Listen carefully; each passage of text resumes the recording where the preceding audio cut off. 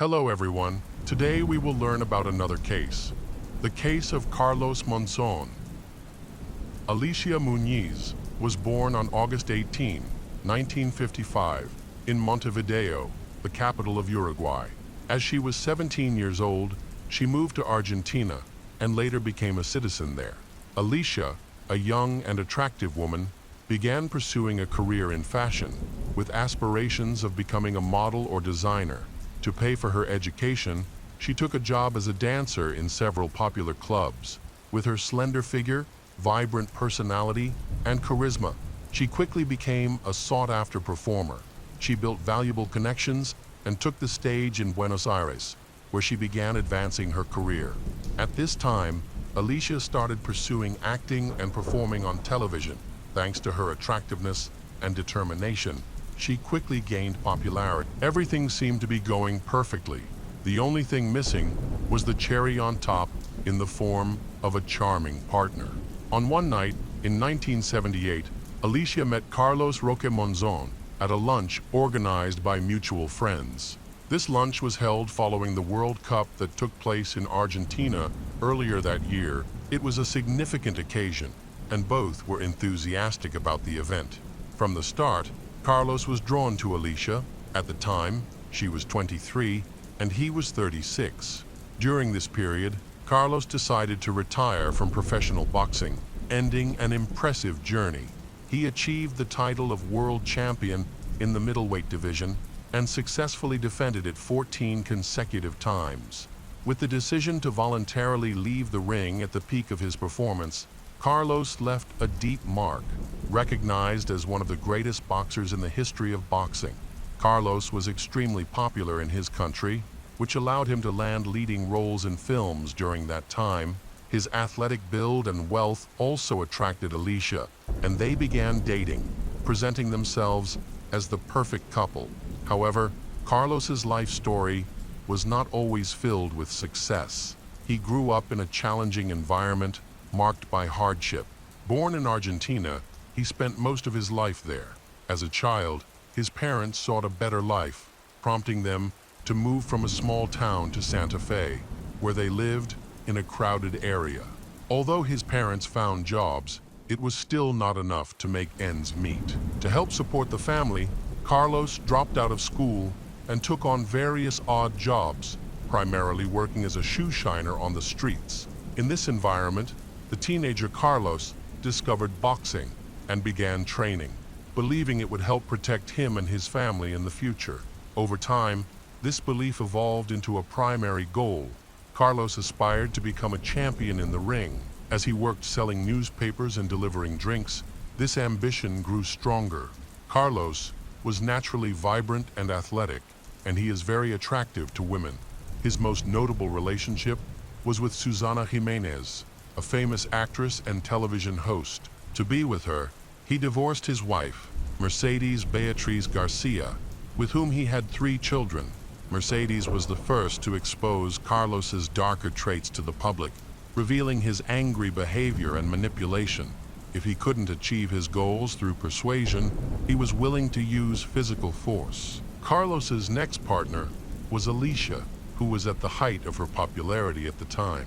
However, Alicia heeded her parents' advice and decided not to rush into formalizing the relationship. Regardless, they was inseparable, enjoying their fame. And initially, their relationship seemed happy and loving. Carlos, who was successful and wealthy, devoted a lot of time to Alicia. However, within a few months, Alicia noticed that Carlos had a serious problem with alcohol. Carlos struggled to control his drinking, often getting drunk and behaving inappropriately. His angry outbursts made Alicia consider ending their relationship after just 9 months. However, Carlos, acting like a manipulator, apologized profusely and promised that it wouldn't happen again. Naively, Alicia believed him, but nothing changed. Carlos was very jealous and treated Alicia like a possession, trying to control every aspect of her life. He invaded her personal space and disrupted her career. As a result, Alicia's fleeting successes turned into constant failures. Those around her believed that Carlos was the main reason for her decline in the entertainment industry. Eventually, Alicia left television and acting to pursue a career in the beauty industry, deciding to become a stylist. To support her new purpose, Carlos gave her a significant amount of money to open a beauty salon as another way to apologize. This act of generosity kept Alicia close, but she still faced many challenges. To escape the harassment from her obsessive boyfriend, Alicia tried to create a facade of happiness, making it seem like their relationship was thriving when in reality it was not. In 1981, despite facing numerous challenges, they decided to get married and went on their honeymoon to Miami, Florida. After returning, they shared with the press that they were expecting a baby. By this time, Carlos's troubling behavior was well known.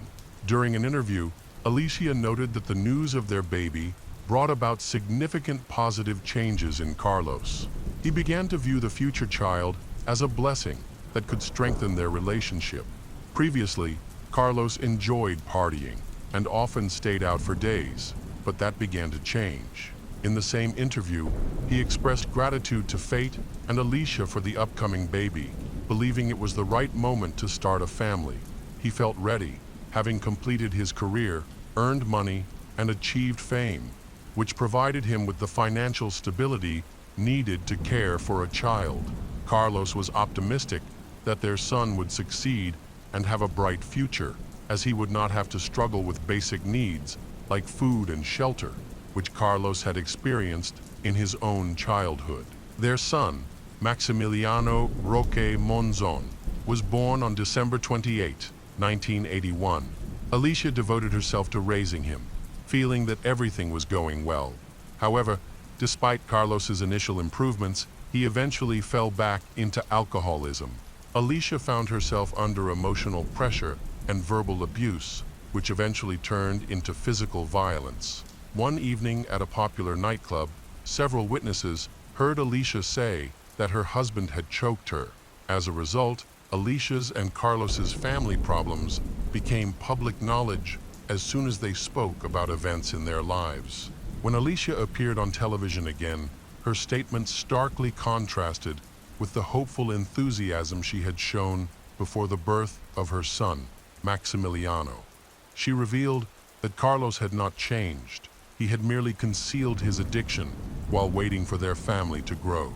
Alicia expressed that she was exhausted by the relationship and could no longer endure the violence at home.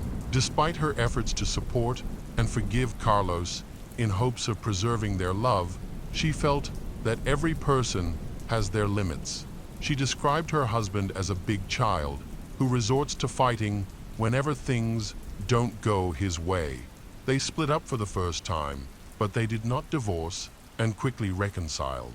After this, their breakups and reconciliations became a regular occurrence for them. This was often accompanied by statements they shared with various television shows. As a result, many people considered these events to be a publicity stunt. Carlos was unpredictable due to his frequent emotional swings. One moment, he could be warm and comforting, but the next, he would accuse her of imagined infidelities, which led to fights. Alicia frequently visited the local police station to file complaints against Carlos, anxious about his violent outbursts. Whenever she called the authorities to their home, Carlos would calm down and persuade the officers to leave. Alicia felt unheard. By then, she was genuinely afraid for her safety. Each time, Carlos evaded consequences simply by showing up at the station. Being a local celebrity, he was often treated differently, and it seemed he had connections within the police, leading to her complaints being disregarded. Alicia consistently recorded her injuries at the police station and took numerous photographs as proof of the domestic violence. However, when Carlos showed up, he managed to persuade the police that it was all just a misunderstanding and that Alicia was overreacting. They believed him.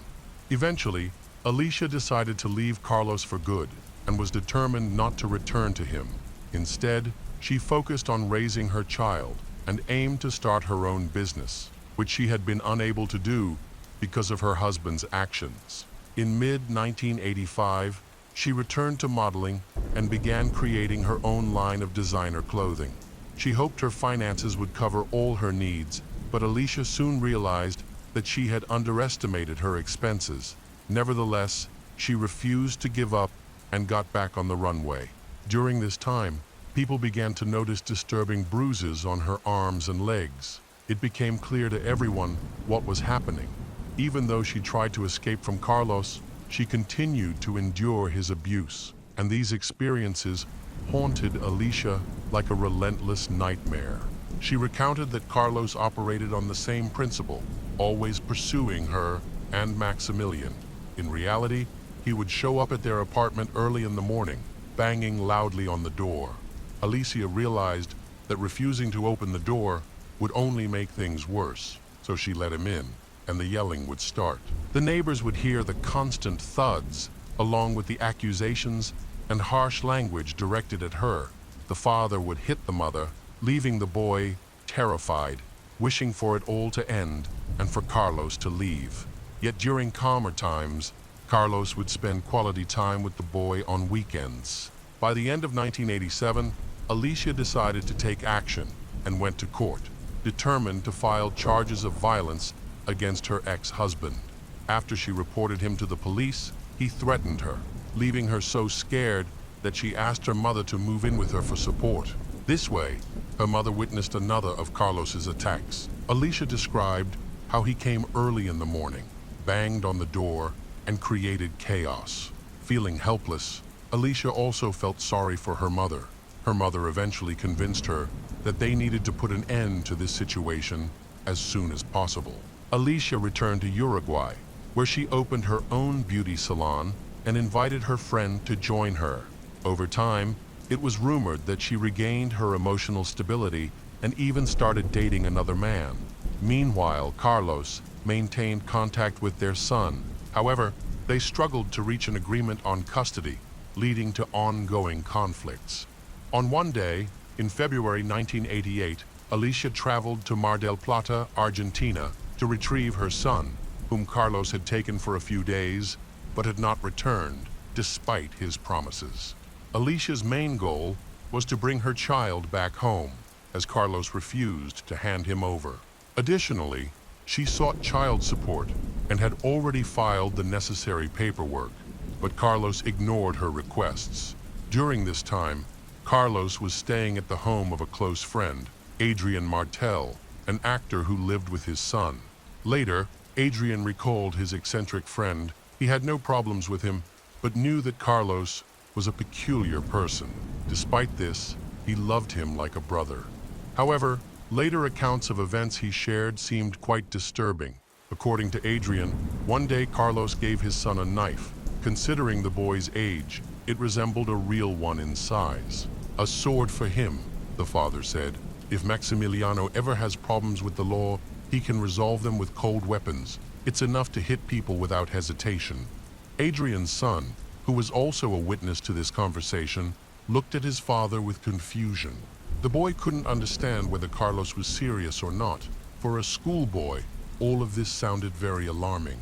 He saw that the man had been drinking, and ultimately, it was all dismissed as a failed joke. Adrian also recounted that Carlos eagerly awaited Alicia's arrival. His main objective was not to resolve issues with the child or alimony, but to persuade her once again to stay with him.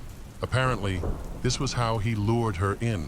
This time, he wanted to use his son to convince his beloved to accept his terms. Despite the fact that the heroine of the story was determined to stand her ground, she once again succumbed to Carlos's charms, and their relationship was rekindled. Of course, nothing had changed. He remained as cruel and manipulative as ever. Until February 13, Carlos attended a birthday party for a friend on the eve of Valentine's Day. He drank heavily, and when he returned home, Alicia and Maximiliano were waiting for him. The man started another scene around 3 a.m. on February 14. On Sunday, between 5 and 6 a.m., a distressed neighbor from Adriana Martel's house called the police. When he woke up in the morning, He looked out the window and saw two bodies lying on the ground next to the balcony across from him. When the police arrived, they found a heavily intoxicated Carlos and 32-year-old Alicia, who was dead in her underwear. Given the celebrity couple involved, rumors spread rapidly, and the case quickly became public knowledge. The crime scene turned into a veritable circus. Law enforcement officials had to work hard to manage the influx of journalists and onlookers. At this time, the couple was also living at Adriana's house. When the owner's son woke up that morning, he vividly remembered the moment because the house was in complete disarray. The boy saw a lot of broken glass and dirt from flower pots scattered around.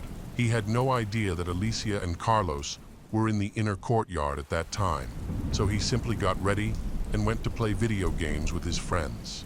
When he reached the chaotic scene, with forensic specialists and unfamiliar faces, 40-year-old Carlos found himself in a local hospital, where doctors discovered a broken collarbone and several ribs. Nevertheless, his condition was stable, and the police were there as well.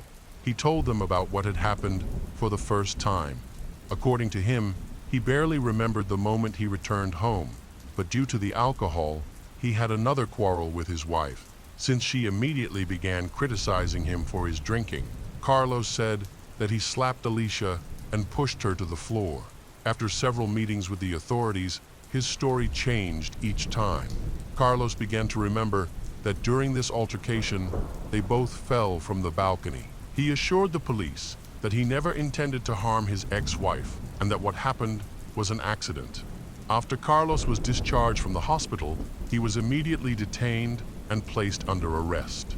The case became very well known in Argentina and even beyond its borders. Pictures of Alicia and her husband filled the headlines of newspapers as well as radio and television. Interestingly, opinions split into two diametrically opposed camps. While some considered Carlos a murderer, others insisted that he was a champion and that his ex-wife was to blame. Carlos maintained his innocence. In the following weeks, a multitude of rumors and gossip emerged, making it difficult to discern the truth. Many people wanted their share of fame and eagerly shared their stories, recalling incidents involving Carlos that they had witnessed, but it was impossible to separate fact from fiction. Although he didn't have any issues with Carlos, Adrian recognized that him was a peculiar individual. Despite this, Adrian cared for him like a brother. However, some of the things Carlos said later were troubling. For instance, Adrian recalled a day when Carlos gave his son a knife that was nearly the size of a real one. Carlos said, "This is a sword for him. If Maximiliano ever gets into trouble with the law, he can handle it with cold weapons. It's just a matter of hitting people without hesitation." Adrian's son, who heard this conversation, looked confused. He couldn't tell if Carlos was joking or serious, and as a schoolboy, he found the whole situation alarming. He noticed that Carlos had been drinking, and eventually, they all dismissed it as a poorly timed joke. Adrian also shared that Carlos was eagerly waiting for Alicia to arrive. His main goal was not to address issues regarding their child or alimony, but to persuade her to stay with him again. This seemed to be his way of trying to win her back. This time, he intended to use their son to convince Alicia to accept his terms. Although Alicia was determined to stand firm, she ultimately fell for Carlos's charm once more, and their relationship reignited. Unfortunately, nothing had truly changed. Carlos remained as cruel and manipulative as ever. On February 13, Carlos attended a friend's birthday party the night before Valentine's Day. He drank heavily, and when he got home, Alicia and Maximiliano were waiting for him. Around 3 a.m. on February 14, Carlos caused another disturbance. Between 5 and 6 a.m., a neighbor called the police after he saw two people lying on the ground outside his window. When the police arrived, they found Carlos drunk and injured, and Alicia dead, dressed only in her underwear. Because of their celebrity status, rumors spread quickly. The crime scene became chaotic, with law enforcement struggling to manage the crowd of journalists and onlookers. At that time, Alicia and Carlos were staying at Adrian's house. The owner's son woke up that morning and clearly remembered the scene, as the house was in complete disarray. He noticed broken glass and dirt from flower pots scattered everywhere, but was unaware that Alicia and Carlos were in the inner courtyard. So he simply got ready and went to play video games with his friends. When returning, he found forensic specialists and unfamiliar faces. Meanwhile, Carlos was taken to a local hospital where doctors discovered he had a broken collarbone and several broken ribs. However, his condition was stable and the police were present. For the first time, he shared what had happened. He claimed he could barely remember returning home, but after drinking, he got into another argument with his wife, who criticized him for his alcohol use. Carlos admitted that he slapped Alicia and pushed her to the floor. After several meetings with the authorities, his account changed each time. He began to recall that during the altercation, they both fell from the balcony. He told the police that he never meant to harm his ex-wife and that the incident was accidental. After being discharged from the hospital, he was immediately arrested. The case gained significant attention in Argentina and beyond. Photos of Alicia and Carlos dominated the headlines of newspapers, radio, and television. Public opinion was sharply divided. Some viewed Carlos as a murderer, while others defended him, blaming his ex-wife instead. Carlos continued to assert his innocence. In the following weeks, numerous rumors and gossip circulated, complicating the search for the truth. Many people sought their moment in the spotlight, sharing their stories about Carlos, but it became increasingly difficult to distinguish fact from fiction. Afterward, Alicia's family chose to cremate her remains and return them to her homeland. Her son, Maximiliano, stayed with his maternal grandparents. Carlos Monzon was sentenced to 11 years in prison for murder due to lack of control and violent behavior. In January 1995, Carlos was given a weekend leave while serving his sentence in Cárcel de las Flores, Santa Fe province, to visit his family and children.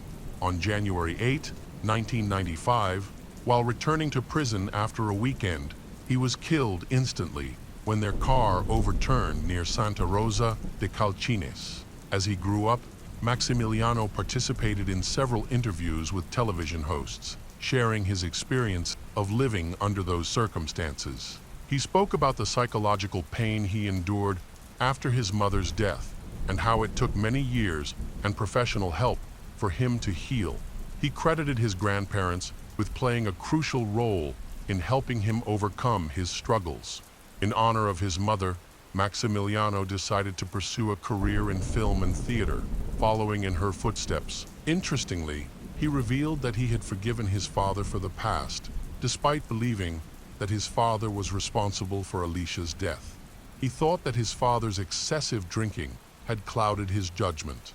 Maximiliano felt that if Carlos had not died in the accident, they might have developed a positive relationship, as he longed for family connections and would have done anything to maintain that bond, just as his mother had tried to do. The case of Rachel Mullenix. Rachel Mullenix is the only child of Bruce Max and Barbara Mullenix, but she has a brother from the same mother and a different father, Alex Hagwood. Rachel feels a particularly strong bond with her mother, claiming that they are closer than most mothers and daughters. Barbara's vibrant personality first attracted Bruce in mid-1985. He described her as a confident woman who spoke her mind, which he found appealing and charming. After 2 years of dating, they married in November 1987, when Bruce was nearly 28 and Barbara was 37. Barbara had been married twice before, both of which she considered unsuccessful. They settled in Oklahoma City, and within a short time, they had their first daughter, Rachel Mullenix. However, their fairy tale was short-lived. Bruce began to notice their marriage deteriorating as Barbara's drinking became excessive and spiraled into a serious problem. Finally, They divorced in 2002, and Bruce decided to move to California, leaving Barbara behind. After the divorce, Barbara faced significant financial difficulties. The alimony and child support she received for Rachel barely covered her living expenses. The situation became so dire that 3 years later, in 2005, Barbara reached out to Bruce for assistance. Although he felt there might be trouble, he agreed to help. After that, Barbara and Rachel came to live with him in his small apartment. Bruce remembered this time as challenging, but there were some positives. They lived near Hollywood, which thrilled Barbara. In a short time, Barbara found a part-time job as an extra in films and TV shows. She had always dreamed of becoming an actress and felt she was making progress toward that goal. She participated in several productions and even appeared in an episode of a popular crime series. Meanwhile, Rachel worked hard to adjust to her new life, living with her father, Bruce. Although their family dynamic was dysfunctional, everyone tried to make it work. A few months later, Rachel met a 21-year-old named Ian Allen, and she quickly fell in love with him, despite him being 4 years older.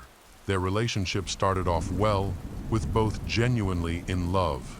Ian often helped Barbara with household chores and became a regular presence in their lives. Rachel and Ian enjoyed spending time together, going on walks, and they got along well. As time went on, the dynamics of Rachel and Ian's relationship began to shift. Rachel found herself in a difficult position, caught between Ian and her mother, Barbara, who were both vying for her attention. This competition highlighted Barbara's controlling nature, particularly concerning Rachel's choices. Months after Rachel and Ian started dating, they decided to get engaged, but by then, they had already experienced some arguments. Barbara threatened Ian, claiming she would report him to the police because Rachel was too young for a serious relationship. In response, Rachel pressured her parents to sign an unusual document. In July 2006, her parents agreed to a written consent, allowing Rachel to continue her relationship with Ian. Ian promised to keep this signed document with him at all times. The relationship between Rachel's boyfriend Ian and her mother Barbara became increasingly strained. Barbara was worried that if her daughter got married and left her, it would significantly affect her life. Ian, on the other hand, felt intimidated by Barbara and feared that she might persuade Rachel to distance herself from him. As Ian and Rachel's feelings deepened, Barbara's reaction worsened. On September 9, 2006, Barbara reached her breaking point. Rachel had to follow her parents' rules about coming home around 1 a.m. when she was on a date. However, that night, Rachel didn't come home on time, and Barbara went to Ian's house, angry and screaming. This was very embarrassing for Rachel and made Ian angry. Just 4 days after the incident, on September 13, 2006, police in the upscale Newport Beach, California area were called to a yacht club after a body was spotted floating in the water. When authorities arrived, they recovered the woman's body. It was clear that she had been murdered. She had multiple wounds. The extensive injuries and the time spent in the water complicated the identification process. The first step was to check the missing persons database, but there were no reports matching the profile of the found body. Forensic examination revealed that the woman had been attacked with 3 different knives, suggesting that 2 assailants may have been involved. Experts determined that she had been in the water for over 24 hours. The forensic team confirmed that the woman had breast implants, and by checking the serial number, they identified her as Barbara Mullenix, who was 56 years old at the time. Her attackers had wrapped her in a sheet, placed her in a cardboard box, sealed it with tape, and then discarded her body into the sea. The box broke apart upon hitting the water, which exposed Barbara's remains. Detectives Steve Mack and Joe Cartwright were puzzled as to why no one had reported her missing, and they were eager to investigate Bruce's apartment. The officers obtained a search warrant and went to Bruce and Barbara's apartment. Initially, they found nothing unusual, but when they went up to the second floor, they discovered parts of the bed disassembled without the mattress. Forensic experts later found several bloodstains on the wall, indicating that someone had attempted to clean the area, confirming it was a crime scene. They speculated that the missing mattress might have been soaked in blood and was likely removed, along with other evidence of the murder. Within hours, the police pieced together much of what had occurred, concluding that Barbara had been murdered in this apartment.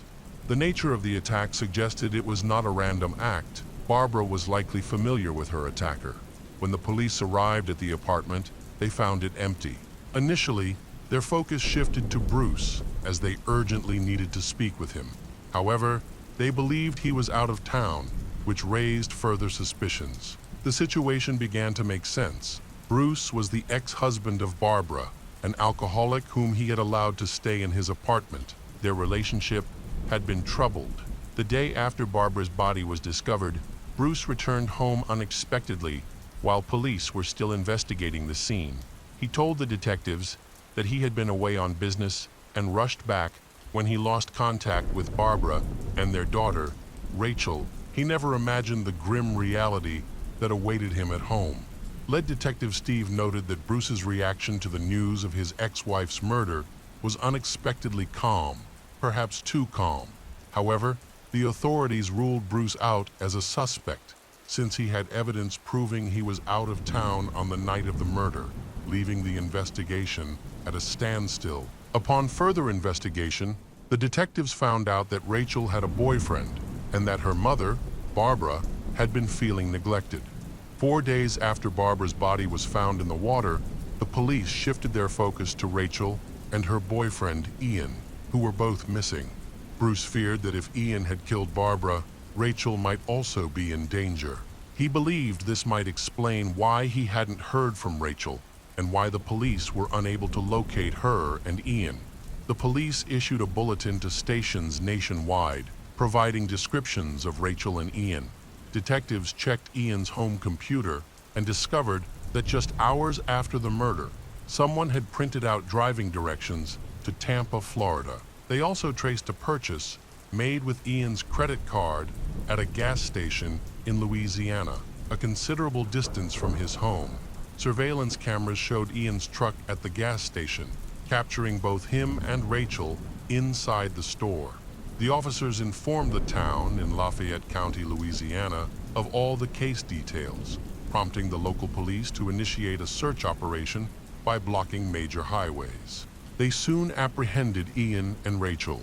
Just 48 hours later, detectives Joe and Steve arrived in Louisiana to interview Ian and Rachel.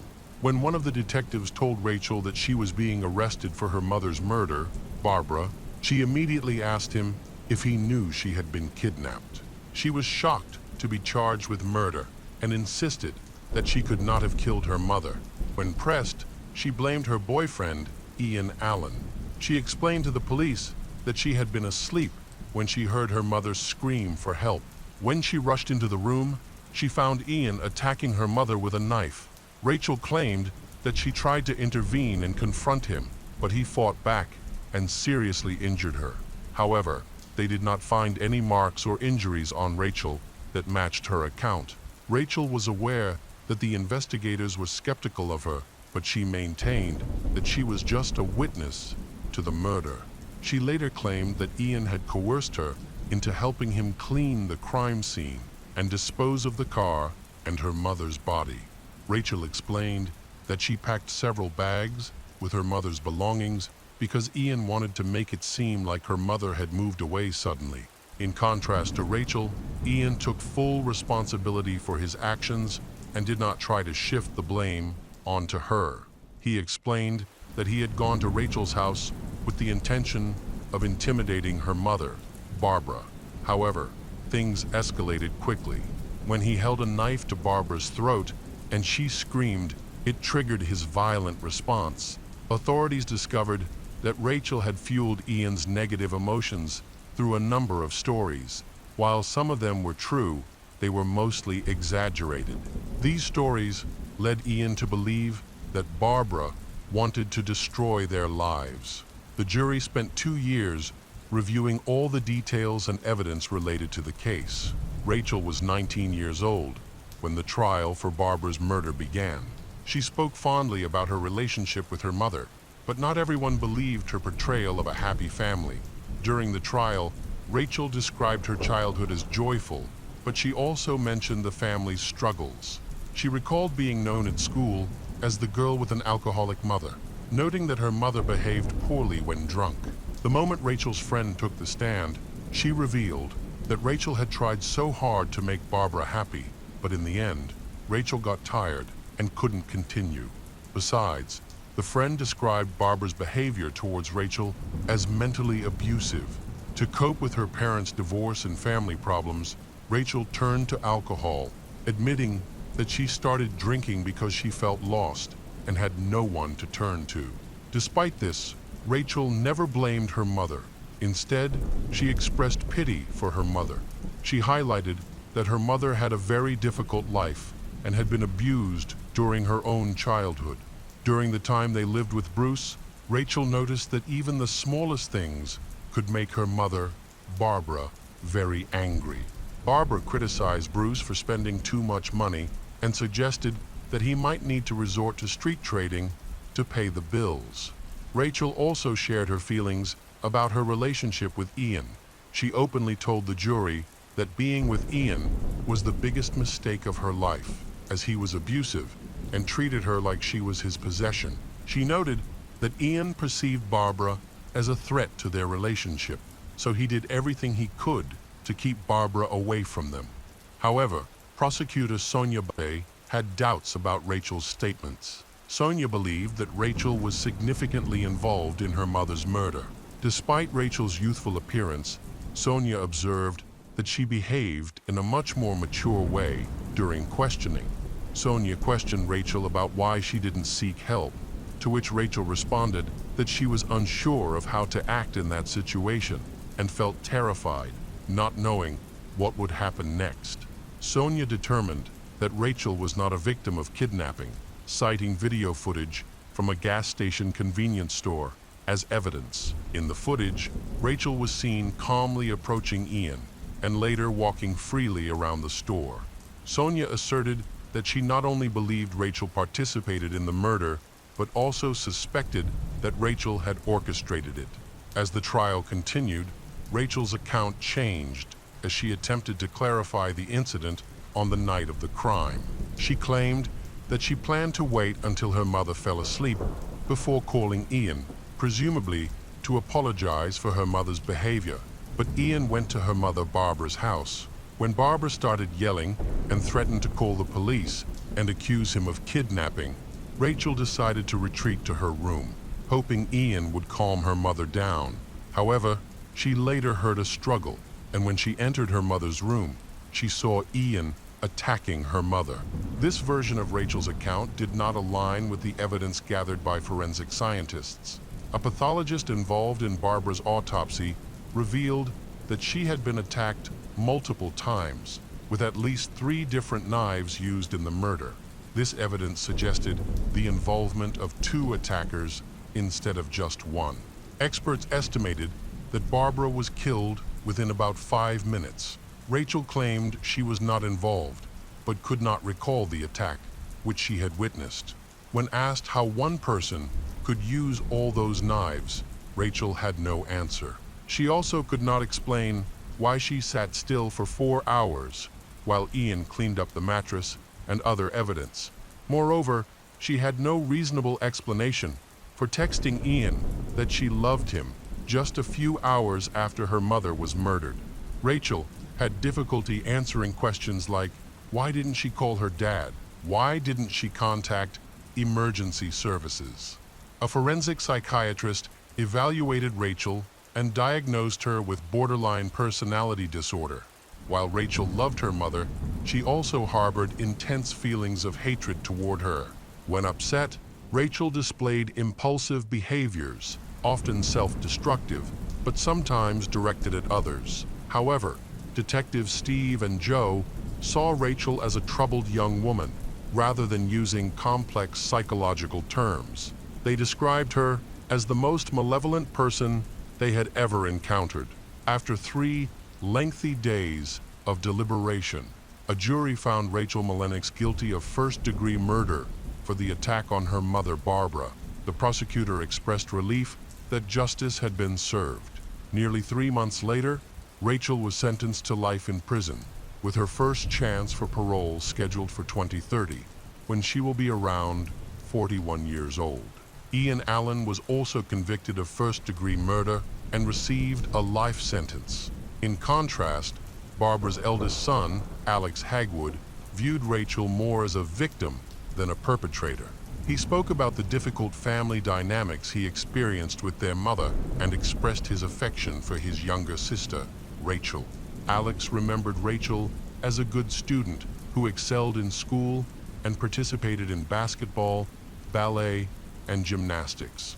Although the media attempted to depict her as a terrible person, Alex has disputed these portrayals. Alex highlighted that before her death, Barbara struggled with alcohol and banned substances, often hosting parties with Ian and Rachel. He believes that his mother, Barbara, sought to control those around her and craved attention. It's clear that she made numerous mistakes in her life. Ultimately, she was just like everyone else, but her jealousy and fear of loneliness clouded her judgment. Additionally, Rachel and Ian have a strong will, like other young couples, often driven to extreme actions to be together. However, this does not excuse their criminal behavior. The case of Kramer family. On the night of March 2, 2010, police received a call from a young woman in Darien. She whispered to the officers that she was hiding in the closet of her parents' dressing room inside the Kramer family home. She explained that the house was under attack. Minutes before the call, someone had broken into the home and opened fire on her family. She reported hearing about 10 gunshots. When she contacted the police, the gunfire had stopped and the house was silent.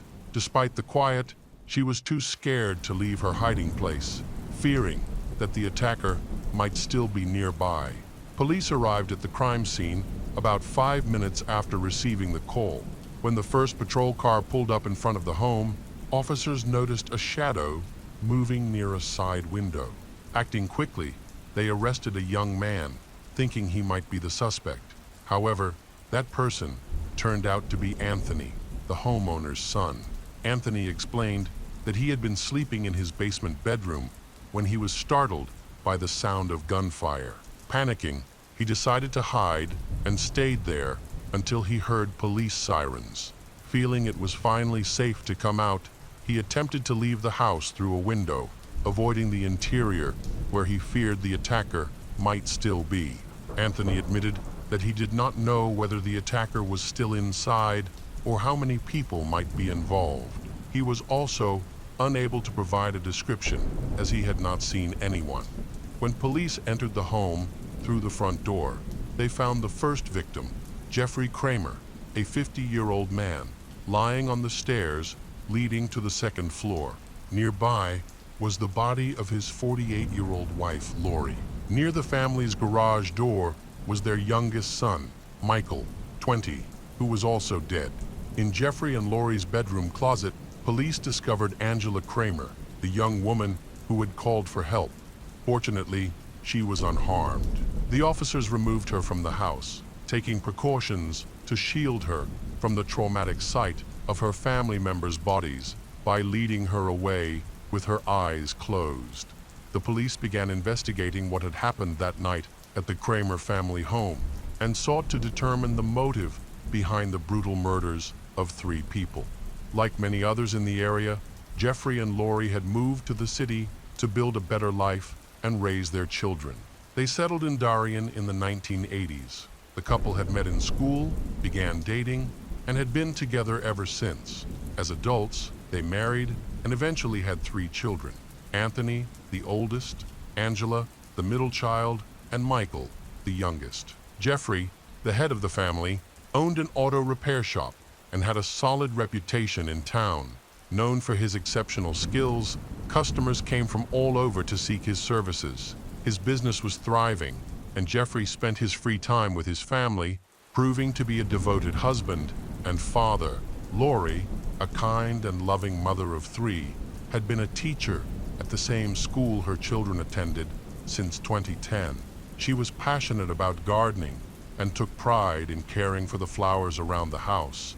The youngest child in the family, Michael, was focused on his studies with the goal of continuing his education and eventually joining his father's business. He also had extensive knowledge of cars. Anthony, the eldest son of the family, had no intention of continuing the family business. For a long time, he had wanted to live independently. Eventually, he decided to move into the basement of the house. He renovated the space to make it completely self-sufficient, equipping it with his own kitchen, bathroom, and toilet. His parents were very supportive and understanding, so they did not stop him. The Kramer family was known for their friendly and close-knit nature, always relying on one another. Anthony's decision to create his own space seemed to stem from his desire for independence. The Kramers were peaceful, conflict-avoidant people, never appearing in crime reports or even minor disputes. They were calm, respected by everyone, and resolved all problems through open dialogue. This made the brutal attack on them all the more shocking. Angela was relieved to see her brother Anthony safe and unharmed. During this time, a young woman in her 20s approached the house. She appeared very agitated and tried to enter, but the police stopped her. It was soon discovered that she was the girlfriend of Michael, the youngest son of the Kramer family, who had been murdered. The young woman admitted that she had been with Michael and had witnessed the early stages of the attack on the Kramer family home. Her testimony provided valuable information that helped the police begin piecing together the timeline of events that took place that evening. She explained that she had gone to her boyfriend Michael's house because she had been invited to dinner, which was common, as she and Michael had been dating for a long time. The couple often spent evenings together, and their families approved of their relationship, seeing it as a positive step toward their future. After dinner, Jeffrey, Lori, and Angela went upstairs, while Anthony went down to the basement. Michael and his girlfriend stayed in the living room on the first floor, watching TV before she had to go home. However, the couple fell asleep on the sofa. They were startled awake by the sound of breaking glass, which terrified her. She saw a shadowy figure smashing a window and climbing inside. The intruder, dressed all in black with his face covered, entered the house. It was impossible to identify him. As soon as he entered the living room, he fired the first shot. Michael and his girlfriend tried to escape, heading toward the garage door, which was the closest exit. The girlfriend managed to run outside, unaware that Michael had been killed while shielding her during those crucial moments. Terrified, the girl ran through the garage and out onto the street, unable to stop because she feared the attacker might be chasing her. However, the intruder remained inside the house, targeting the rest of the Kramer family. The girl kept running until she realized no one was following her. She paused to catch her breath and think about what to do next. Assessing the situation, she decided it was too dangerous to return to Michael's house. Instead, she went to a neighbor's house to get help. The police interviewed Anthony, who stated that after dinner, everyone left and he went to his basement. When the attack took place, he hid under a large chair. Not knowing what to do, he waited for the attack to end. Anthony remained in the basement until the police arrived. He admitted that he was so terrified that he didn't have the courage to go to the nearest room to use the phone. His sister, Angela, said she woke up to noises in the house and went to her parents' bedroom to find out what was happening. At first, she didn't understand the severity of the situation. Her parents had gone downstairs. Realizing there were gunshots in the house, Angela quickly hid in her parents' closet, believing it was the safest place. Fortunately, she had her phone with her. Unlike Anthony, Angela remained calm enough to call 911. The police reported that Lori and Jeffrey woke up after hearing the first gunshot and ran downstairs to protect their children. Tragically, they were overpowered and killed by the armed intruder. Their bodies were discovered on the stairs. The police believe the criminal's first victim was their youngest son, Michael. Since nothing was stolen from the house, the incident was ruled out as a botched robbery. Instead, the police suspect it was a premeditated murder. According to surviving witnesses, the criminal did not search the entire house. He skipped both the basement and the top floor, suggesting that his target may have been one or all three of the deceased victims. Lori and Jeffrey may not have been the intended targets, but were killed because they confronted the attacker. It is believed that Michael may have been the primary target, which could provide important clues to solving the case. The police decided to investigate whether Michael had any enemies. At the same time, they also considered Anthony, Angela, and Michael's girlfriend as potential suspects, suspecting that they might not be revealing everything. However, Michael's girlfriend was quickly ruled out, as she had neither the motive nor the opportunity to commit the crime. On the other hand, Angela and Anthony may have had financial motives to harm their parents, as they stood to inherit a significant fortune, including money and property. The family's wealth was substantial, thanks to Jeffrey's successful business. In addition to owning a house, Lori and Jeffrey had accumulated significant savings. When forensic scientists analyzed the crime scene, the evidence was entirely consistent with Angela and Anthony's testimonies. Confirming their accounts, the police found no signs of disagreement or conflict within the family. They appeared to be a close, friendly, and respectable family, with no evidence of internal strife. Angela's testimony provided a new perspective for the investigation. She revealed that a few months before the attack, she had ended her relationship with Johnny Borisov. In 2009, they had a son together, but this event marked the beginning of serious problems in their relationship. Angela recounted that after their child was born, Johnny's behavior changed dramatically. Although he never physically harmed her, he became aggressive and manipulative, often insulting and threatening her. She described him as having severe anger management issues, with sudden mood swings and outbursts over minor matters. However, the primary reason for their breakup was Johnny's attempts to isolate her from her family. He often argued with her loved ones and displayed controlling, manipulative behavior. Angela eventually decided to end the relationship, believing it was the only solution. In the weeks leading up to the attack, Angela and Johnny were in the process of negotiating child custody and discussing child support. The police interviewed Anthony, who stated that after dinner, everyone left, and he went to his basement. When the attack took place, he hid under a large chair. Not knowing what to do, he waited for the attack to end. Anthony remained in the basement until the police arrived. He admitted that he was so terrified that he didn't have the courage to go to the nearest room to use the phone. His sister, Angela, said she woke up to noises in the house and went to her parents' bedroom to find out what was happening. At first, she didn't understand the severity of the situation. Her parents had gone downstairs. Realizing there were gunshots in the house, Angela quickly hid in her parents' closet, believing it was the safest place. Fortunately, she had her phone with her. Unlike Anthony, Angela remained calm enough to call 911. The police reported that Lori and Jeffrey woke up after hearing the first gunshot and ran downstairs to protect their children. Tragically, they were overpowered and killed by the armed intruder. Their bodies were discovered on the stairs. The police believe the criminal's first victim was their youngest son, Michael. Since nothing was stolen from the house, the incident was ruled out as a botched robbery. Instead, the police suspect it was a premeditated murder.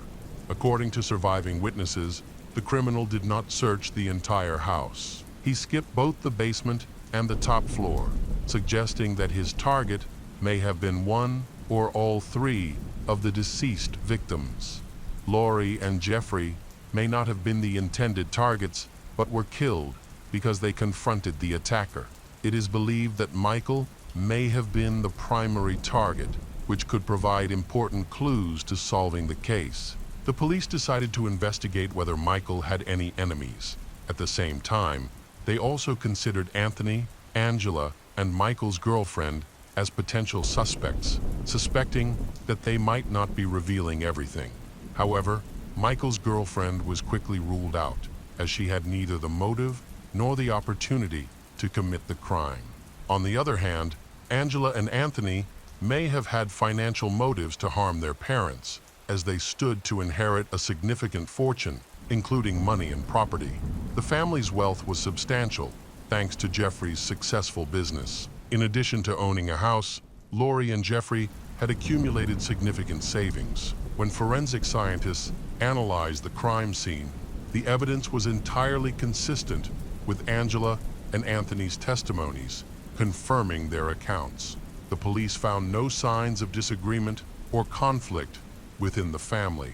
They appeared to be a close, friendly, and respectable family, with no evidence of internal strife. Angela's testimony provided a new perspective for the investigation.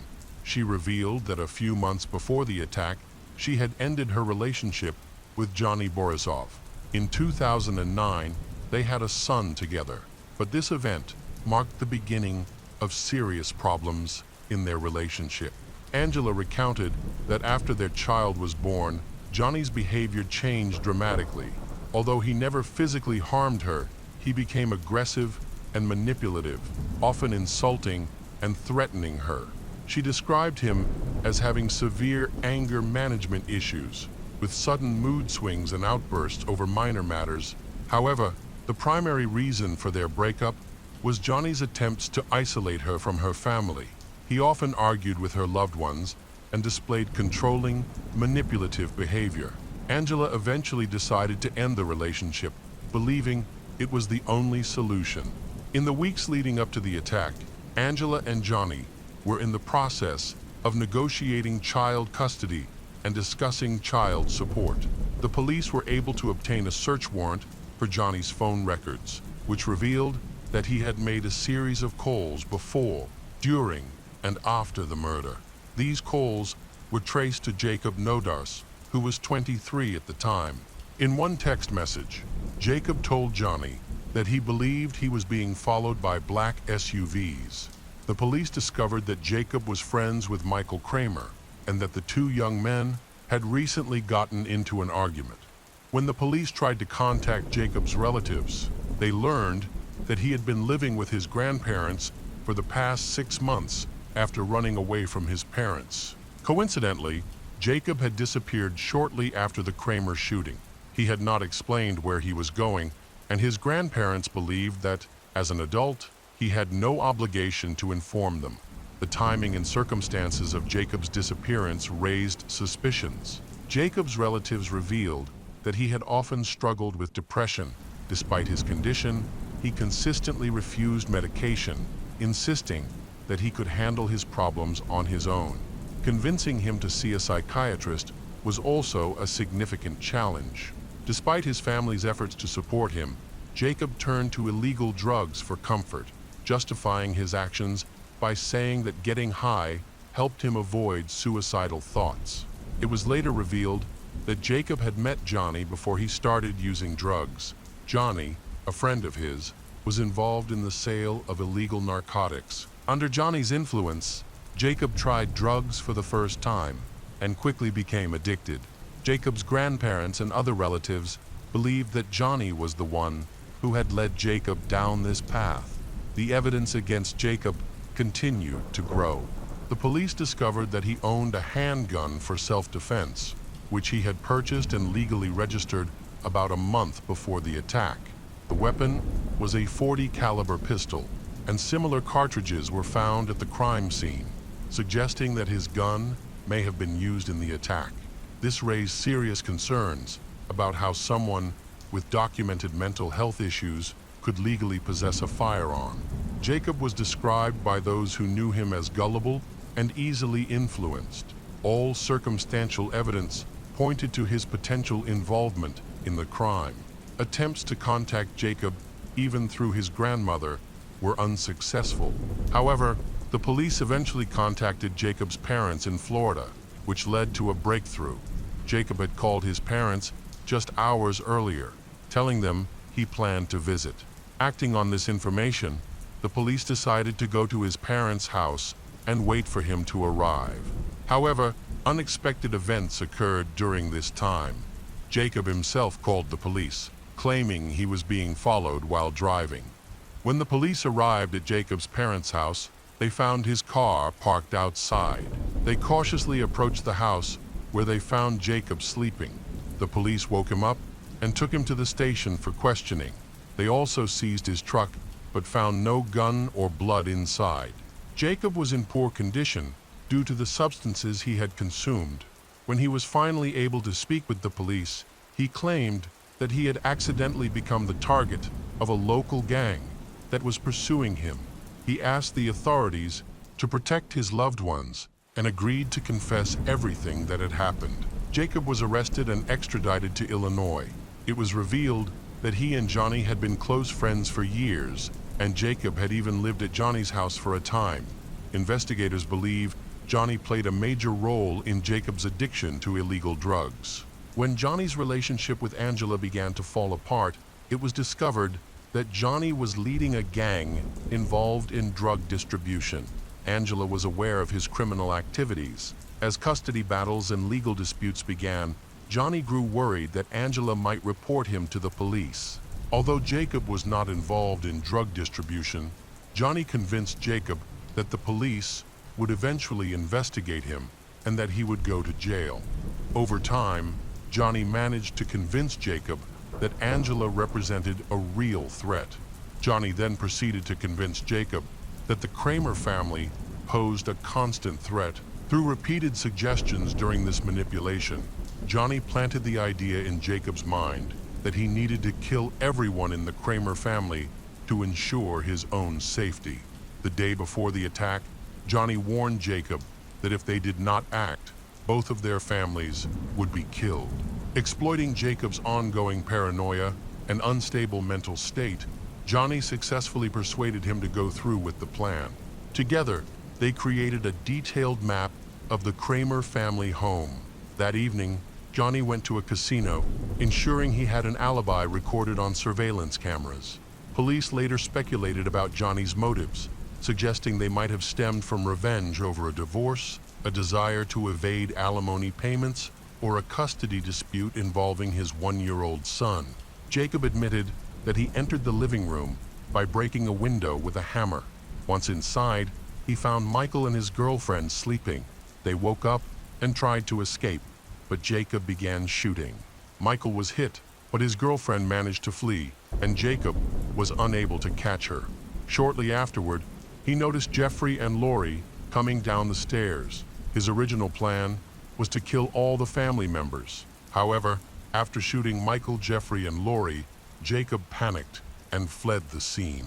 In his haste, he left behind the hammer he had used to break the window. This hammer later became a key piece of evidence linking him to the crime scene. Jacob eventually revealed to the police where the murder weapon was hidden. Both Jacob and Johnny were arrested and placed in the same interrogation room. Unaware that the police had left a recording device in the room, Johnny immediately began pressuring Jacob to take full responsibility for the crime. This recorded conversation provided further evidence of Johnny's involvement in the murders. During the trial, Jacob Nodarse admitted his guilt. Under Illinois law at the time, he could have faced the death penalty. However, he was offered a plea deal to avoid this sentence. In exchange, Jacob agreed to testify against Johnny Borisov, who was later convicted. Jacob was sentenced to 75 years in prison, while Johnny received a life sentence without the possibility of parole. Johnny's family firmly believed in his innocence and claimed he was a victim of police misconduct. They continued to hold events aimed at challenging the court's decision. Despite their efforts, all of Johnny's appeals were denied, leaving him with no chance of ever being released from prison. The case of Stacy Pannell. Stacy Pannell was born on September 5, 1967, in Ripley, Mississippi, United States. As the first child in her family, she was very close to her parents. During her high school years, Stacy was an active member of the school orchestra. She excelled academically receiving high grades that earned her scholarships to several colleges. She eventually chose Northeast Mississippi Community College in Boonville, allowing her to stay close to her family and maintain their strong relationship. This decision became even more significant when her father was diagnosed with brain cancer. As a freshman, Stacy continued to participate in the orchestra, practicing and performing regularly.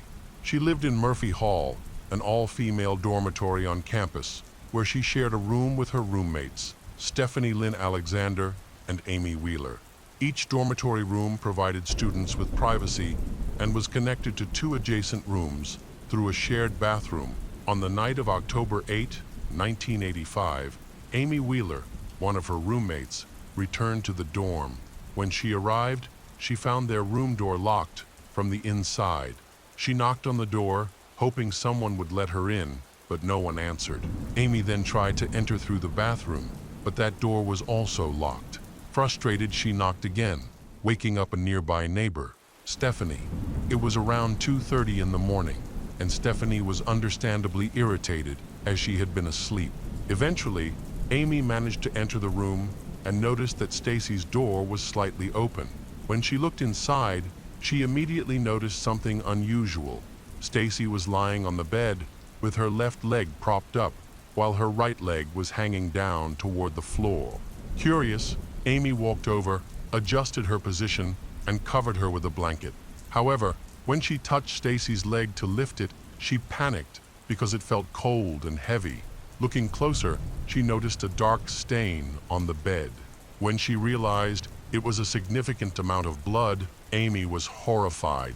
Panicking, Amy ran into the hallway, screaming for help. Her screams woke up another student, Belinda Posey, who quickly ran out to see what was happening. Amy told her that Stacy was dead. When the two girls returned to the room shared by Stephanie and Stacy, they discovered that the doors, which had been open earlier, were now locked. Since the doors did not close automatically, it became clear that someone had locked them deliberately. This realization terrified the girls, as they feared that the perpetrator might still be nearby, adding to the tension and fear. To investigate further, the girls used the bathroom passage again. When Amy checked Stacy's room, she confirmed that the door was locked. In a state of panic, they ran back into the hallway and sought help from another student, Edna Snyder, who had also been awakened by the noise. Edna immediately went to the school security guard and asked him to unlock the door with the master key. When the group finally entered Stacy's room, they discovered that something terrible had happened to her. The janitor was horrified to find that Stacy was cold to the touch and appeared to be dead. The police were immediately called to the school. When forensic officers arrived, they discovered that Stacy had suffered severe injuries to her left leg and a head wound that appeared to have been caused by blows from a blunt object. The extent of her injuries indicated the brutality of the attack. Stacy had been a freshman in college for just over a month. During that time, she had made many friends among her classmates and other girls. Police noticed a cane that Stacy used for her orchestra performances lying on the floor near her body. It was wrapped in a towel and there was blood on the handle. Police concluded that someone had beaten Stacy to death with the cane, wrapping the towel around it to avoid leaving fingerprints. Stacy's window was slightly open. Her room, located on the first floor, overlooked a large field. It appeared that the perpetrator had used this window to enter and exit the room, escaping undetected by running across the field instead of through the school grounds. However, this was just a theory that required further evidence. Another theory suggested that the criminal entered through the main door and escaped through the window. Police considered the possibility that the perpetrator could have been Stacy's boyfriend. Since Stacy's valuables and money were untouched, robbery was ruled out, and investigators suspected that the attack may have been motivated by abuse. The police immediately began questioning everyone who was in the dormitory at the time, but no one reported seeing anything unusual. Even the security guard confirmed that no strangers had entered the building. There were no visitors in the evening, and no one stayed overnight with their girlfriends. After curfew, all guests were immediately evicted. However, students did not always obey curfew and often snuck into their rooms. There were several secret passageways that students used, allowing people familiar with the dormitory to easily gain access. This suggested that the perpetrator may have had connections to the dormitory and knowledge of these secret routes. At the time, there were 136 students living in Murphy Hall, which was spread over 3 floors. Police interviewed each girl individually to determine if anyone had noticed anything unusual that evening or during the night, such as screaming or signs of a struggle. However, no one reported hearing anything. This suggested that Stacy may have been asleep when she was attacked. The attack appeared to have happened suddenly, leaving her no time to react. Forensic experts also examined Stacy's room. A key piece of evidence was her performance cane. Surprisingly, the cane had no fingerprints on it, not even Stacy's. The only clue in the room was a small fingerprint found on Stacy's body. However, in 1985, technology was not advanced enough to make a full identification. After some time, the autopsy results revealed a surprising discovery. There were no signs of abuse. This suggested that the perpetrator had deliberately staged the crime scene by removing Stacy's clothes to mislead the police. Armed with this new information, the police began reconstructing the timeline of events on October 7, the day Stacy died. That morning, Stacy attended class and later went to band practice. Afterward, she participated in an intramural softball game. Following the game, she returned to her dorm to study. Around 10 p.m., she went for a walk with some friends from her dorm. Later, a female friend picked her up, and they met with a group that included a boy Stacy had recently started dating. Stacy spent the evening with him, and he eventually drove her back to her dorm. The last confirmed sighting of Stacy was shortly after midnight in the hallway of Murphy Hall, where she was seen returning to her room and going to sleep. The police turned their attention to Stacy's boyfriend and began their investigation by questioning Tommy Osborne, who became their first suspect. Tommy was cooperative and appeared genuinely shocked by the news of Stacy's death. He explained that they had only recently started dating and confirmed that he had dropped her off at her dorm after spending the evening together. When the police requested to search his room, Tommy agreed without hesitation. However, the search yielded no evidence implicating him. To eliminate any remaining doubts, Tommy agreed to take a lie detector test, which he passed without incident. Although he was officially cleared as a suspect, Tommy was unable to provide any significant leads for the investigation. His relationship with Stacy was new, and he had no knowledge of her having any enemies. Unfortunately, he could not offer any useful information to advance the case. Stacy's best friend, however, provided a potential clue. She mentioned Stacy's ex-boyfriend, who lived in her hometown and had been in a serious relationship with her. The two were even engaged and had plans to marry. However, Stacy ended the relationship on her own, deciding to move into a dorm to focus on her studies. Her ex-boyfriend was strongly opposed to the breakup and had complained to several friends about Stacy's decision. His behavior became obsessive as he began stalking her by showing up uninvited and arranging surprise encounters. He persistently tried to convince her to reconcile and resume their relationship. Despite his efforts, Stacy was determined to end the relationship. She wanted to focus on her studies without distractions from her ex-boyfriend. During her first semester, Stacy frequently confided in her friends about the increasing pressure from him. It was clear he could not accept her decision to break up. He even aggressively demanded the return of her engagement ring, claiming he wanted to pawn it for money. While Stacy found his obsession annoying, she was not afraid of him. Her ex-boyfriend quickly became the police's prime suspect. When questioned, he adamantly denied any involvement in Stacy's murder. He admitted that he had struggled to accept their breakup and the end of their engagement, but claimed that he had eventually come to terms with it. he continued to insist on his innocence and even provided the police with an alibi. He was at home during the time of Stacy's murder and went to bed early. His mother, who worked at the hospital from 3 p.m. to 11 p.m., corroborated his account. She stated that when she returned home, she checked on her son and found him asleep. However, the police considered this alibi unreliable. They believed his mother might have been covering for him, and the university was only about a 30-minute drive away. After his mother checked on him and went to bed, he could have left the house undetected, committed the crime, and returned. Despite this suspicion, there was no solid evidence to charge him. Stacy's ex-boyfriend agreed to take a lie detector test, but unlike Tommy's results, his results were inconclusive. Therefore, he remained a suspect. At the time, the investigation created considerable pressure on the school community. In the 6 months following Stacy's death, police interviewed numerous students at the school, but the case made no significant progress. There was a growing risk that Stacy's murder would remain unsolved for years. Meanwhile, students were gripped by fear, worried about the possibility of more attacks.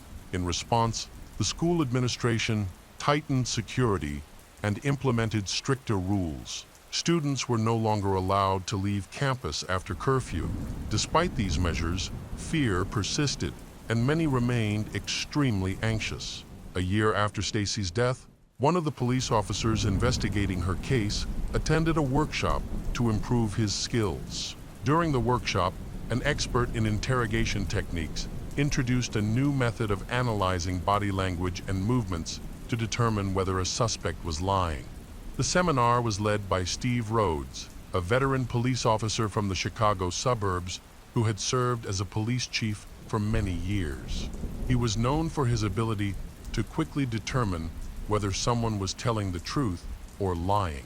Steve originally developed this technique to catch illegal drug dealers, and it proved to be extremely effective. He successfully extracted a confession from a notorious crime boss, along with the extradition of 7 key members of the gangs involved in smuggling. After this success, he documented his methods and introduced the new interrogation technique to his colleagues. His expertise earned him recognition, and he began holding seminars on the subject. After one of these seminars, Steve was invited to Mississippi to assist in solving Stacy's murder. He agreed to help and requested to speak with everyone who had been interviewed during the investigation. He wanted to hear directly from everyone who knew Stacy to piece together what had happened. First, Steve interviewed Amy Wheeler, the person who discovered Stacy's body. He believed Amy was telling the truth. She provided detailed information, and her facial expressions and body language showed genuine fear, which convinced Steve of her honesty. Next, Steve interviewed Stephanie, Stacy's roommate. Stephanie recounted how she spent October 7th and remained truthful until she spoke about the evening. However, when Stephanie described going back to school before going to bed, Steve noticed inconsistencies in her story. He let her finish and then left the interrogation room. Outside, he informed the police officers handling the case that Stephanie was the one who had killed Stacy. At first, no one believed Steve. The police had never even considered Stephanie a possible suspect. However, Steve was convinced that she was the killer, which explained why Stacy's bedroom door was suddenly closed. The shocking truth was that the killer was not only new to the school, but also lived there and never left after the murder. What scared Steve the most was that the criminal was a girl. In his mind, the culprit was Stephanie. Determined, Steve returned to the interrogation room to confront Stephanie. After nearly 2 hours of continuous questioning, Stephanie glared at him angrily and accused him of being a psychic. Without hesitation, Steve agreed and told her that he could read her mind. Stephanie eventually admitted to Steve that she was the one who killed Stacy. She then recounted what had happened the night Stacy came home. The two had argued about a boy they both liked, Tommy. The argument escalated, and Stephanie lost control. She grabbed a stick from the corner of the room and hit Stacy in the head. Stacy immediately fell to the floor, unconscious. But Stephanie could not stop. She continued to attack until Stacy stopped breathing. Stephanie carefully removed any traces of evidence and destroyed her fingerprints at the crime scene. She also moved Stacy's body and deliberately altered the scene to make it appear as though it was a case of abuse in an effort to mislead the investigation. Stephanie was confident she could get away with it. Had it not been for the intervention of Steve, an experienced police officer, the case might still have been unsolved. A few days after her confession was recorded, Stephanie discovered that Steve was not a psychic. Realizing that she had fallen into a police trap, she attempted to retract her confession during her preliminary hearing. Initially, she claimed she had confessed while under hypnosis. When this explanation failed, she changed her story and alleged that Steve had threatened her. She insisted that she had been coerced into signing the confession through hypnosis. While she was awaiting trial in prison, Stephanie wrote a letter to Randy Price, a boy she had been dating for about a week. Although she always maintained her innocence in public, in this letter, she confessed to murder. The letter described the events of October 7, 1985. According to Stephanie, she had been doing her homework and planned to rest before class. Around 10 p.m., she took 3 pills to ease the pain from an infection and then fell asleep. However, she woke up at 12:30 a.m. when Stacy and several other girls returned home. Stephanie claimed that Stacy was drunk and that several other students had helped her get to bed to ensure she wouldn't end up sleeping on the streets. Stacy, the center of the commotion, was loud and boastful about her new boyfriend, Tommy, whom she had just started dating. This upset Stephanie, who also had feelings for him. Frustrated, but trying to keep her cool, Stephanie walked out and asked everyone to be quiet because she had difficult classes the next day and needed to rest. After her request, the group quickly dispersed. Stephanie tried to sleep again but couldn't. Feeling restless, she decided to go to Stacy's room to apologize for losing her temper, being rude, and for what she had said. Stephanie admitted she had been jealous of Stacy and wanted to learn more about her relationship with Tommy. She even started sharing her own story, hoping Stacy might reconsider her relationship with Tommy. But Stacy suddenly slapped her, which led to an argument and eventually a fight between the two girls. In the letter, Stephanie claimed that Stacy was so aggressive, she feared for her own life. At one point, she said Stacy was holding a stick and advancing toward her. Realizing the danger, Stephanie instinctively grabbed the stick first to defend herself from the attack. Based on the contents of the letter, the incident was deemed an act of self-defense. However, it was later revealed that her defense team had urged her to write the letter. The attorneys believed that presenting the incident as self-defense would reduce her culpability and lead to a lighter sentence. The approach itself was deliberate, as both parties were aware that letters and calls from prison were monitored. The letter was crafted as a subtle way to suggest to the prosecutor that the sentence should be reduced. The carefully worded statement, likely composed by the defense team, depicted Stacy as being drunk and out of control during the incident. The trial was contentious and lasted for a month. In the end, the prosecution failed to provide sufficient evidence to prove intent.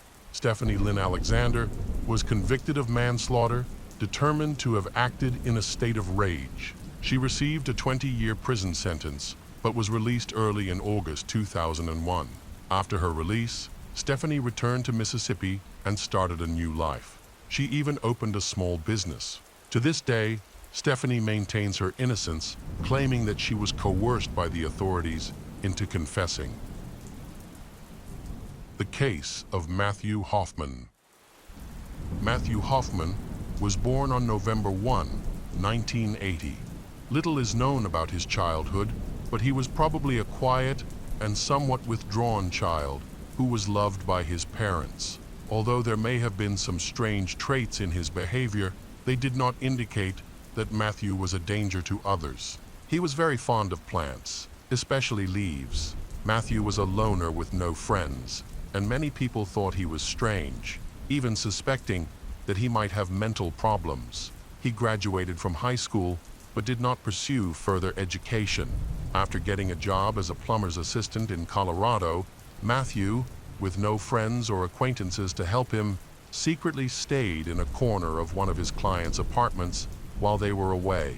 When he learned that the landlord was returning, instead of cleaning up and leaving, he set fire to the apartment to hide his presence. Matthew was arrested and sentenced to 8 years in prison, but he only served 6 years and was released early for good behavior. In 2009, after returning to his hometown in Ohio, he bought a small house. He began dating a woman who had a young son from a previous relationship. Things went well for a while, as they all lived together until late 2010. Matthew's neighbors noticed a sudden change in his behavior. Previously, he enjoyed playing with the neighborhood kids and his girlfriend's son. However, he recently became irritable and angry. His girlfriend was fed up with this behavior, so she packed up and moved out of his house with her son. As a result, Matthew's situation worsened, and he lost his part-time job as a tree trimmer. The reason he was fired was that he was not doing a good job. Instead of working, he would sit in a tree for hours, staring into space. After losing his job, he began to live more frugally. A neighbor reported that he turned off the lights in his entire house to save on bills. He then built a platform in one of the trees on his property and spent hours sitting there, watching the neighborhood. Neighbors advised their children not to play outside while Matthew was in the tree, as they found his behavior very disturbing. He would sometimes catch and kill squirrels, cook them, and eat them, which one neighbor believed was because he had no money and could not afford food. A few weeks after breaking up with his girlfriend, she returned to collect the last of their belongings. They had a heated argument that escalated, and Matthew attempted to strangle her. Although she initially filed a lawsuit, she changed her mind and dropped the case a few days later. In November 2010, Matthew began behaving strangely and was found stealing various items. He soon developed a new hobby of breaking into homes in his small town. One house that caught his attention was located in the suburbs near a wooded area. He spent a lot of time in the trees watching the house. The occupants of the house included 32-year-old Tina Herman, her 2 children, 13-year-old Sarah Maynard, and 11-year-old Cody Maynard, and her boyfriend. The garage door was not properly locked, allowing Matthew easy access. Although there are neighboring houses, they are far enough away that no one can see or hear anything unusual at night. On November 9, 2010, Matthew was in the woods when he saw Tina's boyfriend leave for work at the distribution center at 3 a.m. It was still dark, and he was supposed to be gone for at least the day. Matthew then noticed 2 children leaving for school, followed by Tina, who left at 9 a.m. Thinking that she was leaving for work, Matthew decided to pack his things and break into Tina's house through the garage. He spent the next few hours exploring the rooms and slowly gathering items to put in bags. Usually burglars are quick and take what they want before leaving. However, Matthew moved slowly around the house. When he heard a car approaching, he realized he might be spotted, so he quickly hid in the furthest room, which turned out to be Tina's bedroom. Tina Herman returned home after a walk with her friend Stephanie. They had the day off and had gone shopping together. When she got home, Tina took her bag into the bedroom to put away the things she had bought. In the meantime, Matthew hit her on the head with the handle of a large knife, causing her to flinch and scream. He then attacked her. Stephanie, Tina's friend, took the things she had bought out of the car to bring into the house. When she got inside, Matthew suddenly attacked her. She tried to escape, but he was faster and caught up with her. A dog lived in the house, and it started barking loudly during the chaos. Matthew eventually dealt with the dog. After the crime, instead of running away, Matthew dragged the 2 bodies into the bathroom. There, he started to process their bodies and place them in trash bags. After filling the bags, He carried them to Stephanie's car, which was parked nearby, and loaded them into the back of the car. After finishing, he returned to the house to clean up the scene. While inside, he heard Tina's children, Cody and Sarah, coming home from school, so he hid and waited for them to come in. Shortly after, Matthew attacked Cody. The boy tried to escape, but Matthew struck him in the back of the head, killing him instantly. Meanwhile, Sarah ran down the hall to her room and tried to close the door to keep Matthew from entering, but he broke it open. Instead of killing Sarah, he found an electrical cord in her room and tied her up. He then covered her head with a pillowcase, picked her up, and carried her into the kitchen, where he laid her on the floor. Sarah was silent for an hour, listening to Matthew handling the body Cody's and mumbling to himself. He then picked Sarah up, carried her outside, and placed her in the back seat of Stephanie's car, along with the body bags. After driving about a mile to his parking spot in a secluded area, Matthew carried Sarah into his car and drove home. When he arrived, he locked her in the bathroom after gagging her. He then went back to Stephanie's parking lot to hide the garbage bags containing the body parts. He returned to his house, where he found himself exhausted and falling asleep. But before he fell asleep, he tied Sarah to him with a rope to prevent her from escaping. While Matthew slept, Sarah looked around the house and saw something strange. The floors and walls were covered with leaves, and there were bags filled with leaves scattered all over the house. When Matthew woke up, he decided to move Sarah to the basement, a small corner used for storage. He placed a blanket inside, put a pile of leaves on the ground, chained her up, and gagged her again. Matthew planned to go back to Tina's house to burn it, because he couldn't clean up the blood at the scene. He drove Stephanie's car to Tina's house and parked it in the garage. He then took Tina's pickup truck and went to his house to get a gas tank to burn it. However, the pickup broke down on the way. Not knowing what to do, Matthew abandoned the car in the university parking lot and walked home. The basement where Sarah was held was cold, dark, and damp. She was constantly freezing and had no choice but to lie down or sit because of the low ceilings. Matthew provided her with spoiled food and prevented her from using the bathroom. He wrapped a garbage bag around her waist to serve as a makeshift diaper and did not allow her to clean herself. The next day, Tina and Stephanie's co-workers noticed that they did not show up for work, raising concerns. Tina's supervisor went to her home and discovered that Tina's pickup truck was missing. Looking through the window, she saw an unusual mess inside the house. The employee eventually broke the window to enter the house, where she discovered a significant amount of blood and immediately called the police. When the police arrived and searched the house, they found no one there. The officers discovered that the children had not attended school that day. Inside the house, although no bodies were found, there was a significant amount of blood in almost every room. The investigation was aided by the discovery of empty trash bags in the house, which contained receipts for items purchased at a hardware store. Officers took this information to the store and requested video footage from a specific date and time. Although the man who made the purchase was not clearly visible in the footage, they were able to track him as he walked to his car, identifying it as a Toyota. At the same time, a search was underway for Tina's missing pickup truck, which was eventually found in the university parking lot. Inside the truck, police found empty gas cans. The police then gathered all the evidence and focused their search on the drivers of Toyotas.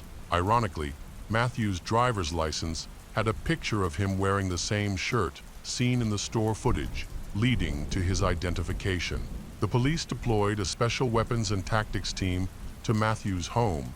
When they entered, Matthew, who was asleep on the couch and unaware of the situation, did not resist and was taken into custody without incident. After the arrest, the police conducted a search of Matthew's home and found Sarah in the basement. She was lying on a pile of leaves, tied up, but still alive. The police were shocked by the state of Matthew's home, which was littered with leaves, bags of leaves hanging from the walls, and the floor covered in leaves. In the living room, there was a pile of leaves, large enough to raise suspicions about what might be hidden underneath, especially given the disappearances of Stephanie, Tina, and Cody. Despite the chaos of the scene, the police found no evidence of a crime. They discovered strange and seemingly meaningless drawings on the doors and kitchen walls. The refrigerator contained the bodies of beavers and squirrels. When questioned, Matthew remained calm and quiet. He claimed the murders were the result of a botched burglary. Matthew intended to steal valuables and was surprised when Tina and Stephanie returned home. In a panic, he killed them. The police rejected the initial account, asserting that the crime was premeditated. Matthew found that the garage was open and that in the morning, everyone had left the house. Near the property, they found a sleeping bag and a burned area under a tree, which showed signs of having been climbed multiple times for a better view. They also found large bags of trash in the garage, along with a receipt indicating that Matthew had purchased them a week before the murders. Prosecutors pointed out that burglars typically do not linger in homes for hours. They take what they need and leave quickly. The police asked Matthew where he had hidden the victims. Initially, Matthew refused to reveal the location of the bodies, which led to a deal being struck. Facing the death penalty for his crimes, he was promised a reduced sentence if he disclosed the location of the bodies. Although he initially resisted, Matthew eventually wrote a confession and agreed to lead the police to the scene. He took them to a large tree in the reserve, where he had created a hollow at the top, accessible only by climbing equipment. Inside, the police discovered large plastic garbage bags filled with body parts. Matthew also requested that the police not damage the tree, as he believed it was sacred. However, the tree was cut down. On January 6, 2011, Matthew Hoffman pleaded guilty to the murders of Tina, Cody, and Stephanie, as well as to the abuse of their bodies. He also pleaded guilty to kidnapping and abusing Sarah for 4 days. As a result, Matthew Hoffman was sentenced to life in prison without the possibility of parole. Sarah faced many challenges, but remained strong and played a key role in the investigation, receiving praise from the police for her courage. She wanted the opportunity to speak at Matthew's sentencing to confront him directly. However, she was advised against doing so. After losing her mother and brother, she moved in with her father and stepmother. Sarah later wrote a book called Girl in the Leaves. When Sarah turned 16, her father and stepmother were charged with assaulting her. A protective order was issued, and Sarah moved in with another relative. Not much has been heard from her since then, but she is safe and well.